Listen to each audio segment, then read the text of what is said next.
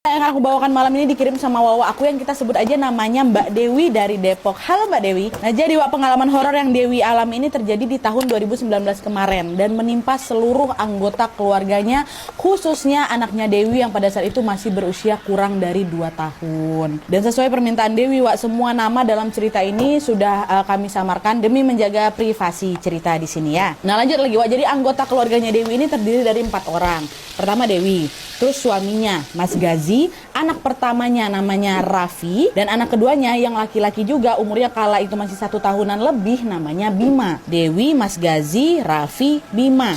Ya, nah kejadian yang menimpa keluarga Dewi ini bermula pada saat dia bersama anak-anaknya ditinggal tugas sama Mas Gazi keluar kota untuk keperluan pekerjaan. Dan FYI Wak, Mas Gazi ini adalah seorang pekerja seni, khususnya di bidang film. Dia sering sekali terlibat proyek kerjasama dengan beberapa produser dan sutradara terkenal. Beberapa proyek yang Mas Gazi kerjakan ini Wak, sering sekali meraih kesuksesan dan laku keras nih di pasarannya kan. Karena tuntutan profesinya itu, Mas Gazi pun sering sekali ditugaskan keluar kota selama berminggu-minggu bahkan berbulan-bulan sampai proyek filmnya ini selesai. Jadi ceritanya pada malam ini Dewi ini sedang berada di rumah bersama Raffi dan Bima karena Mas Gazi sedang ada proyek untuk syuting film horor di luar kota, tepatnya di daerah dekat puncak. Nah pas lagi enak-enak tidur ini Wak, Raffi anak pertamanya Mbak Dewi ini tiba-tiba terbangun dengan wajah yang gelisah gitu. Mbak Dewi yang waktu itu belum tidur nanya lah kan, kamu kenapa nak, kok tumben jam segini bangun, katanya kan. Mendengar mamanya ngomong kayak gitu, Raffi bilang, Raffi kebelet pipis bu, anterin Raffi pipis ya, katanya. Oh ya udah sini yuk nak,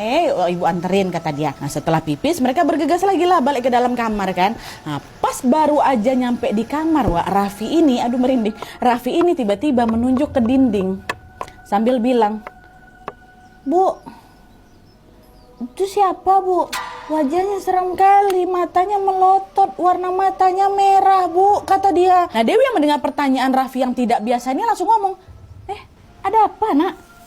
Ada apa-apa ibu, nggak ada lihat apa-apa kok, nggak ada apa-apa di tembok tuh. Itu loh bu, ada dia ngeliatin kita bu, dia marah, matanya merah bu. Dewi yang ngerasa ada sesuatu yang nggak beres langsung bilang lah sama anak, udah ditutup matanya, udah nggak usah dilihat. Kamu baca aja Al-Fatihah ya nak ya. Nggak cuma nyuruh Raffi, Wak, Dewi juga buru-buru nih baca Al-Fatihah dalam hati kan.